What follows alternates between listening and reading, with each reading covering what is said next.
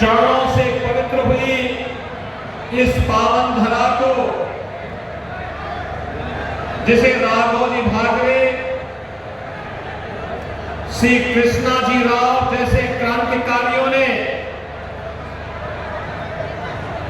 अपनी क्रांति ज्वाला से पवित्र किया है। इस पुण्य भूमि को कोटि कोटि नमन करते हुए आप सबका मैं हृदय से अभिनंदन करता हूं, स्वागत करता हूं। बहनों भाइयों, पिछली बार जब मैं आया था तो उस समय में शाम को आया था,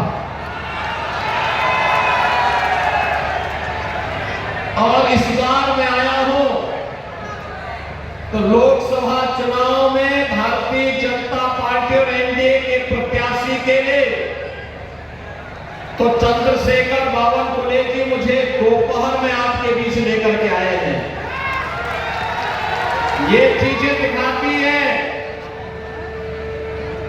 कि जब पिछली बार मैं आया था तो कांग्रेस का सूर्यास्त करने के लिए आया हूं,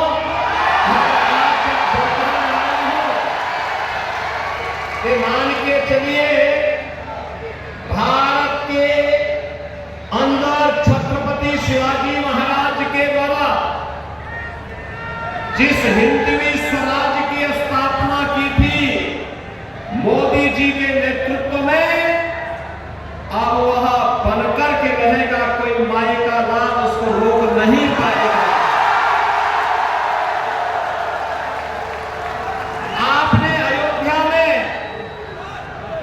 रामलला के भव्य मंदिर के निर्माण कार्यक्रम को देखा होगा, देखा है ना? ये कांग्रेस और इंडी गठबंधन से जुड़े हुए उद्धव जी ठाकरे और पवार साहब ये सब क्या कहते थे? कहते थे कि ये 100 जन्म भी ले लेंगे तब भी मंदिर नहीं बना पाएंगे, बोलते थे ना। एक कांग्रेस और इंडी गठबंधन वाले यही कहते थे कि नहीं हो पाएगा, लेकिन हम लोग तब भी बोलते थे कि रामलला हम आएंगे, स्वतंत्र राम की खाएंगे, मंदिर वही, रामलला हम आएंगे, मंदिर वही, दिखा दिया ना। कोई संदेह है क्या? लेकिन इंडी गठबंधन वाले क्या कहते हैं?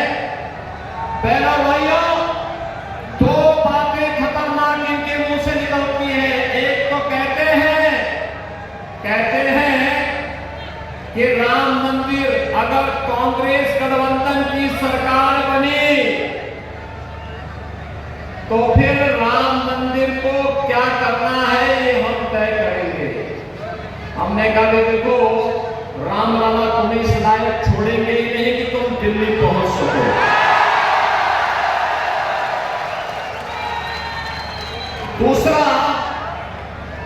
दूसरा इन लोगों के द्वारा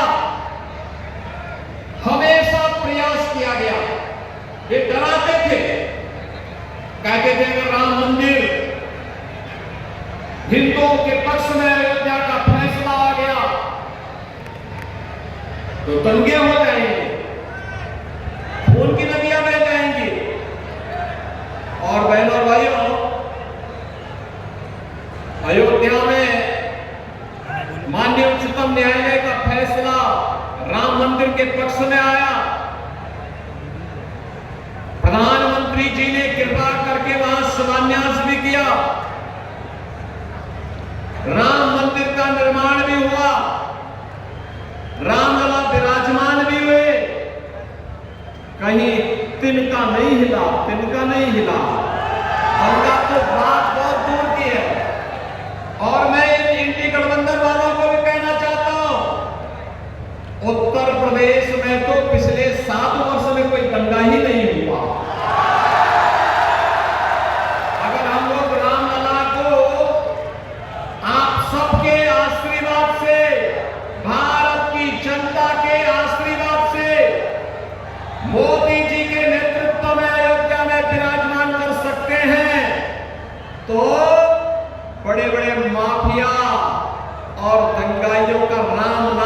सकते हैं कि यात्रा भी निकाल सकते हैं।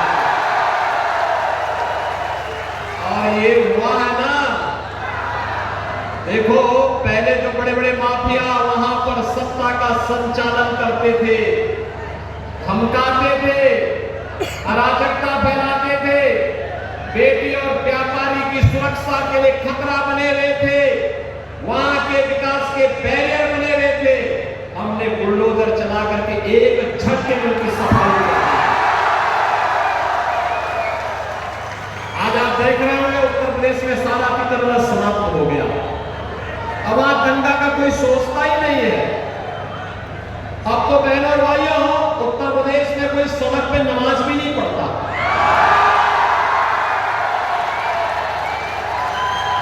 अब वहां मस्जिदों के भी माइक उतर गए। अगले 5 वर्ष में आप देखेंगे कि लोग भूल ही जाएंगे कि ये भी कोई चीज होती थी, कि चिल्लाहट होती थी, लोग परेशान होते थे, लोग भूल जाएंगे।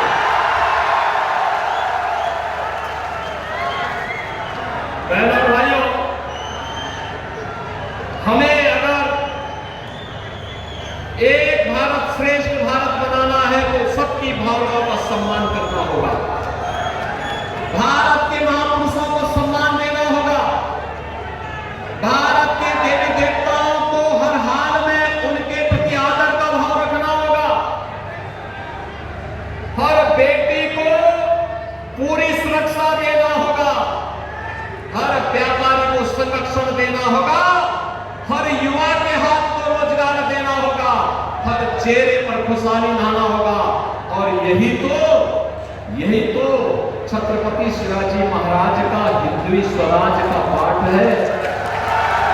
और यही कार्य तो मोदी जी कर रहे हैं।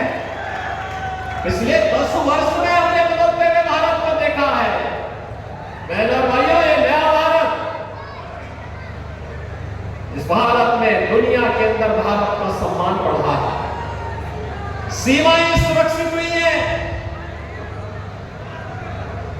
आतंकवाद और नक्सलवाद पर लगाम कसा गया है। और आपने भी देखा है, आतंकवाद और नक्सलवाद को पूरी तरह नकेल कसाई गया है। लेकिन अगर कहीं पटाखा का भी थोड़ा सा जोर से आवाज हो जाए तो सबसे पहले पाकिस्तान सफाई देता कि मेरा हाथ नहीं है, मेरा हाथ नहीं है। तो किसी मालूम है ये नया भारत है, छेड़ता नहीं, लेकिन कोई छेड़ता है तो छोड़ता भी। और कांग्रेस की सरकार के समय क्या होता था, आतंकवाद होता था, मुंबई विस्फोट हुए थे, कांग्रेस के लोग क्या कहते थे, यूपीए सरकार कहती थी आतंकवादी सीमा पार के। अरे सीमा पार के हैं तो आपकी मिसाइल कब के लिए है? जैसे मोदी जी ने एयर स्ट्राइक करके सीधे पाकिस्तान के अंदर घुस करके आतंकवाद को पूरी तरह तबाह किया। और अब तो आपने देखा होगा, ब्रिटेन के एक बड़े समाचार पत्र ने यह लिखा कि पाकिस्तान के अंदर पिछले 3 वर्ष के अंदर जितने बड़े दुर्दांत आतंकवादी थे वे एक एक करके मारे गए।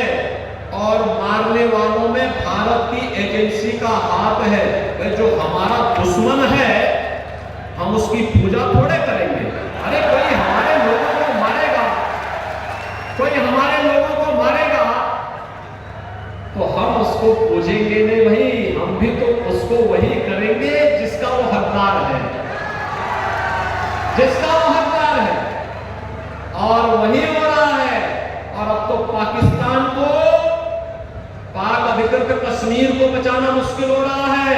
आप देखना, चुनाव के बाद मोदी जी को तीसरी बार प्रधानमंत्री बनने दीजिए, अगले 6 महीने के अंदर आप देखेंगे कि पाक अधिकृत कश्मीर भी भारत का हिस्सा होगा। इसके लिए हिम्मत चाहिए होती है, हिम्मत, दम हो तभी ये काम हो सकता है। ये कांग्रेस की तरह नहीं, कांग्रेस की तरह नहीं, इंडी गठबंधन के नेताओं की तरह, उनके घटक दलों की तरह नहीं कि हम आतंकवाद पर क्योंकि ये तो पाकिस्तान से ही तो बोलते थे वो। आज अगर वह कुछ करता है तो वो थोड़ी सी टेढ़ी नजरों से देखता क्या है कि इससे पहले कि वो भारत की तरफ नजरें टेढ़ी करे, उसकी नजरों को ही निकाल करके बाहर कर दिया जाता है, कहा जाता चुप, ये नहीं चलेगा। बहनों और भाइयों, ये नया भारत है, बिना रुके, बिना डिगे, बिना हटे, बिना डरे। आज मोदी जी के नेतृत्व में विकास की जिस यात्रा को आगे बढ़ा रहा है, आप सबके सामने है।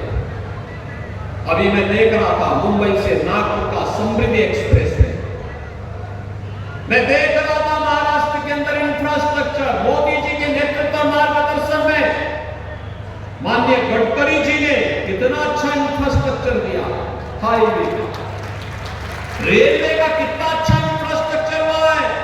नमो भारत, वंदे भारत, अमृत भारत, अत्याधुनिक वर्ल्ड क्लास ट्रेन, मेट्रो, और युवाओं के लिए आईआईटी भी है,